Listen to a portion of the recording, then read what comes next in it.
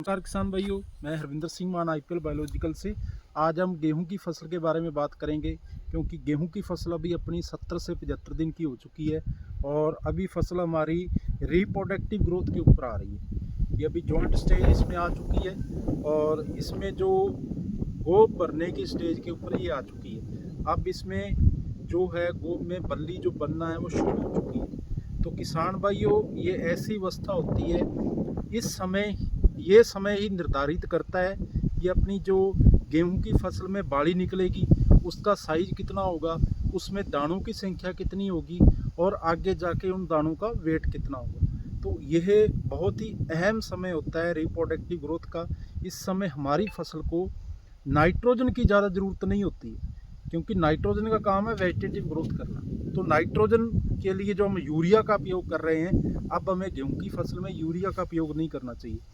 अब हम foliar spray में कुछ न्यूट्रेंट अपनी गेहूं की फसल में दे सकते हैं, क्योंकि जिससे जो फ्लैग लीफ है, जंटा पत्ता भी स्वस्थ रहेगा और पौधे को खुराक भी मिलती रहेगी। तो अभी पोटाश तत्व का बहुत बड़ा रोल होता है इस टाइम, क्योंकि पोटाश तत्व पौधे में रिप्रोडक्टिव ग्रोथ का काम करता है और इसके अलावा ट्रांसपोरेशन का भी काम करता है।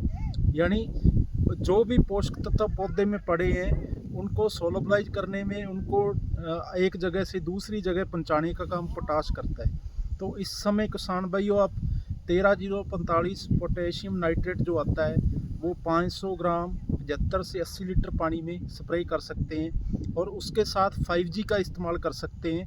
200 ml 5G और 500 ग्राम पोटेशियम नाइट्रेट, और पानी हमें 75 से 80 लीटर तक 1 बीघे का लगाना है, क्योंकि 5G में फॉल्विक एसिड अमीनो एसिड है और जो पौधे की प्रकाश संश्लेषण क्रिया को बढ़ाएगा। प्रकाश संश्लेषण क्रिया जितनी भी अच्छी होगी तो उससे पौधे में भोजन जो पत्ती में ज़्यादा बनेगा।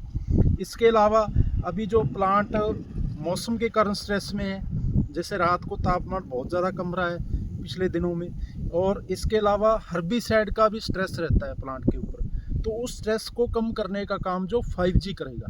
तो इस समय आप 5G और पोटेशियम नाइट्रेट दोनों का मिला के अभी आप स्प्रे कर सकते हैं। धन्यवाद।